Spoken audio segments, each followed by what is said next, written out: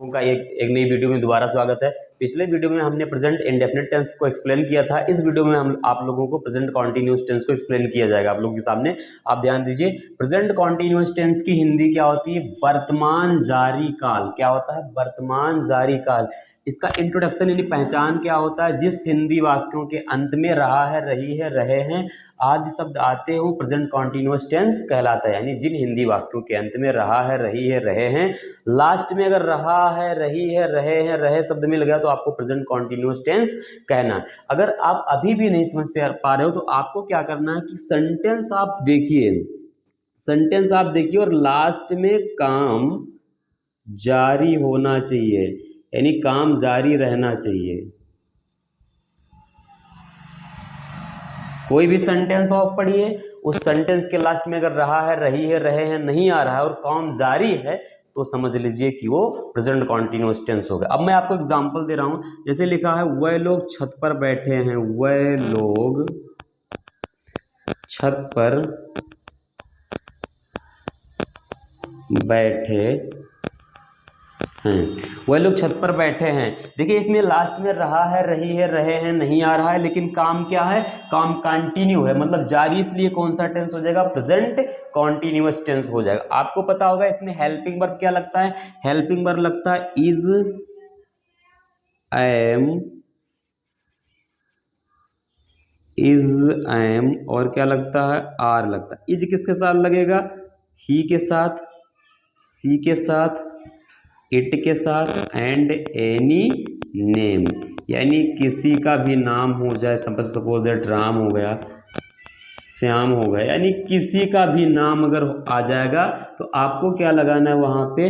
आपको वहां पे इज लगाना है। आई किसके साथ लगाना है? आई, एम किसके साथ लगाना है? एम आपको आई के साथ लगाना है। आर किसके साथ लगाना है? यू के साथ, बी के साथ, और दे के साथ आपको क्या लगाना है? आर लगाना है। तो ये आपको हेल्पिंग वर्ब यूज करना है अकॉर्डिंग टू सब्जेक्ट। सब्जेक्ट के अनुसार यहाँ पे क्या लगाना है? हेल्पिंग वर्ब यूज करना है। किसके अनुसार? सब्जेक्ट के अनुसार आपको क्या लगाना है? Helping verb.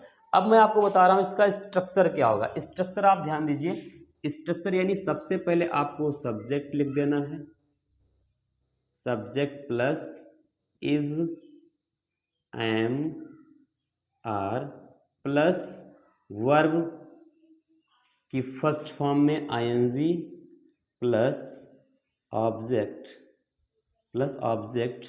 प्लस ओटीएस या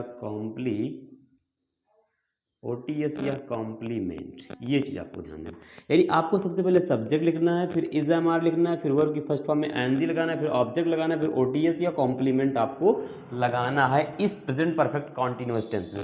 ये मैंने किसका स्ट्रक्चर बताया? ये मैंने आपको अफर्मेटिव सेंटेंस का स्ट्रक्चर बताया। किसका? Affirmative sentence. ये किसका स्ट्रक्चर है? आपका अफर्मेटिव सेंटेंस का ये हमारा क्या है? स्ट्रक्चर है। अब हमारे सामने क्या है? कुछ एग्जाम्पल्स लिखे हैं, इसको कैसे ट्रांसलेट किया जाएगा इस चीज को मैं आपको बता रहा हूं। देखिए ध्यान से, सेंटेंस क्या है? वह जा रहा है, लास्ट में क्या है? रहा है, तो here are present continuous tense. Tense कौन सा हो जाएगा? प्रेजेंट का कॉन्टिन्यूअस टेंस, क्योंकि काम जारी है और लास्ट में रहा है भी है, इसलिए आपका टेंस कौन सा हो जाएगा? टेंस आपका हो जाएगा प्रेजेंट का कॉन्टिन्यूअस टेंस। देखिए यहाँ पे इसको ट्रांसलेट किया जाएगा। वह की अंग्रेजी क्या होती है? ही होती है। अब ही मैंने बताया था, अभी आपको बताया गया था कि ही के साथ आपको क्या लगाना है? इज। हमने इज लगा दिया। जाना की अंग्रेजी गो, लेकिन बताया गया है वर्ब की फर्स्ट फॉर्म में आईएनजी, यानी ING, he is going, full stop, वह जा रहा है, ही इज गोइंग। अगला है दूसरा सेंटेंस, मीना कपड़ा धो रही है, तो आप क्या लिखोगे? मीना, मीना आपका क्या है? सब सिंगुलर सब्जेक्ट है, यानी किसी का नाम है, तो आप क्या लिखोगे? इज। अब धुलना की अंग्रेजी क्या होती है? वॉश, उसी में क्या लगाओगे? ING, washing. Meena is washing, क्या धुल रही? कपड़ा, वॉशिंग द क्लॉथ, क्लॉथ्स, यानी मीना कपड़ा धो रही है, तो Meena is washing the clothes. ये दोनों सेंटेंस हमारा कंप्लीट हो गया। अगला है राजेश छत पर बैठा। देखिए इस सेंटेंस के लास्ट में रहा है नहीं दिखाई दे रहा है, लेकिन क्या दिखाई दे रहा है? सेंस क्या निकल रहा है कि काम क्या है? जारी है, इसलिए यहाँ पे क्या किया जाएगा? आपको क्या करना है? राजेश इज सिटिंग, सिटिंग लिखिए। आप पर की अंग्रेजी क्या हो जाएगी? ऑन द रूफ, रूफ माने क्या होता है? छत। यानी Rajesh is sitting on the roof, यानी राजेश छत पर बैठा है तो Rajesh is sitting on the roof, ये हो जाएगा। अब वह लोग की अंग्रेजी दे होगा, दे पीपल नहीं होगा, वह लोग की अंग्रेजी क्या हो जाएगी? दे। तो मैं लिख दूंगा यहाँ पे दे। अब यहाँ पे दे प्लूरल सब्जेक्ट है इसलिए यहाँ पे लगेगा आर। आपको बताया गया इज एम आर कहाँ पे लगता है? ही सी इट एनी नेम के साथ इज, यू के साथ यू बी दे के साथ आर, और आई के साथ क्या लगता है? I am. लेकिन यहाँ पे क्या है? दे, तो मैंने दे के साथ क्या लगाया? आर। तो दे आर। अब जाना की अंग्रेजी गो, उसी में ING going to village, full stop. They are going to village, tense complete हो गया। अगला हमारा क्या है? प्रेजेंट कॉन्टिन्यूअस टेंस का निगेटिव सेंटेंस। निगेटिव सेंटेंस की हिंदी क्या होती है? नकारात्मक वाक्य होती है। निगेटिव सेंटेंस की हिंदी क्या होती है? नकारात्मक वाक्य। तो यहाँ पे क्या, निगेटिव का मतलब एनओटी नॉट, यानी इसमें नॉट यानी नहीं का आपको क्या मिलेगा? सेंस निकलेगा। यहाँ पे हमने इसका स्ट्रक्चर लिख दिया, subject plus is am are plus not plus verb की फर्स्ट फॉर्म में ing plus object plus others और कॉम्प्लीमेंट। सबसे पहले आपको सब्जेक्ट लिखना है, फिर इजएमआर लिखना है, प्लस नॉट लिखना है, प्लस वर्ब की फर्स्ट फॉर्म में एनजी लगाना है, प्लस ऑब्जेक्ट प्लस ओटीएस और कॉम्प्लीमेंट लिखना है सेंटेंस में आपको। तो मैंने क्या सेंटेंस लिखा? मीना अपना गृह कार्य नहीं पूरा कर रही। यह सेंटेंस क्या लिखा है? मीना अपना गृह कार्य नहीं पूरा कर रही है। सेंटेंस क्या लिखा है? मीना अपना गृह कार्य नहीं पूरा कर रही है। अब लास्ट में आप देखिए रही है तो कौन सा टेंस हो जाएगा? प्रेजेंट का कॉन्टिन्यूअस टेंस। नहीं है तो निगेटिव सेंटेंस हो जाएगा। मतलब टेंस कौन सा? प्रेजेंट कॉन्टिन्यूअस टेंस का निगेटिव सेंटेंस है। मैं क्या लिखूंगा? यहाँ पे लिखूंगा मीना, फिर क्या लिखूंगा? इज, क्या लिखूंगा? इज, फिर क्या लिखूंगा? NOT not. पूरा करना की अंग्रेजी क्या होती है? COM complete. Meena is not completing. अब देखिए मीना के साथ अपने की अंग्रेजी क्या हो जाएगी? हर, और गृह कार्य की अंग्रेजी होमवर्क, हर होम और फुल स्टॉप।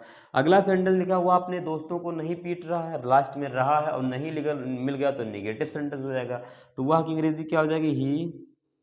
फिर क्या लिखोगे? इज, फिर लिखोगे नॉट। अब पीटना की अंग्रेजी होती है BEAT, बीट, उसी में एनजी बीटिंग।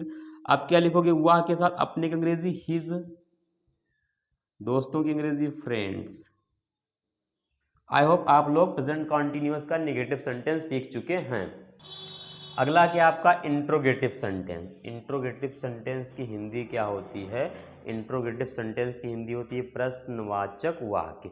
तो इसका मैंने दो स्ट्रक्चर लिया है। देखिए एक हमारा ये पहला वाला स्ट्रक्चर है और दूसरा ये है। पहला हमने क्या लिया? Is am are plus subject plus verb की फर्स्ट फॉर्म में ING plus object plus OTS complement.